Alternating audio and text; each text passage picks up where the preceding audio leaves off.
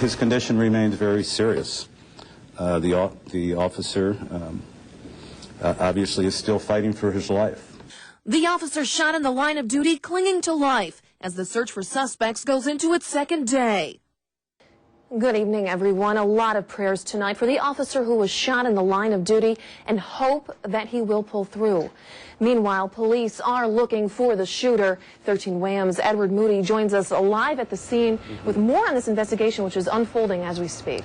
It is, Rachel. Earlier this evening, just after 4 o'clock, we spoke with 911 dispatchers who at the time said that Rochester police were looking for a young teenage person of interest connected to this crime. Now, we spoke with them again after 5:30, and 911 dispatchers say they spoke too soon. They are now referring all confirmation on information like that to Rochester police. I'm still waiting to hear back from Rochester police right now. Now, the good news this evening, according to Police Chief David Maurer, is that the young officer who was shot made it through those first crucial hours after the shooting. The surgery last night to remove the bullet from his brain was a success. And Chief Moore says tonight, despite the emotional toll this has had on his officers, they remain focused on finding the shooter.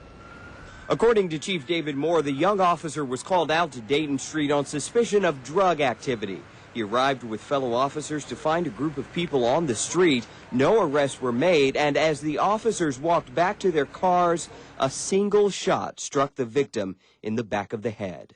I have never seen anything like it in my 32 years in law enforcement. Soon after the shooting, police closed down several city blocks around the crime scene. In their effort to find a suspect, they went door to door late into the night. The search continues today. We are very confident that we're developing a positive follow-up in terms of the crime scene. As for the officer who was shot, he remains at Rochester General Hospital tonight, surrounded by family, friends, and an extended network of support. The officer obviously is still fighting for his life.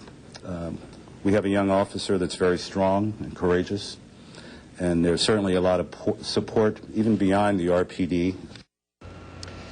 And back here live on Avenue D near the intersection of Hudson Avenue this evening, we've been seeing a lot of Rochester police vehicles in the area this evening. And what we've noticed in particular is that there have been 2 officers for every vehicle. Usually you only see one. In fact, the young officer who was shot last night was riding solo. We're told by authorities that, yes, they have increased patrols around here as they continue to search for a suspect, and they have doubled up officers in those patrol cars, Rachel. They say it is simply a precaution to keep officers safe.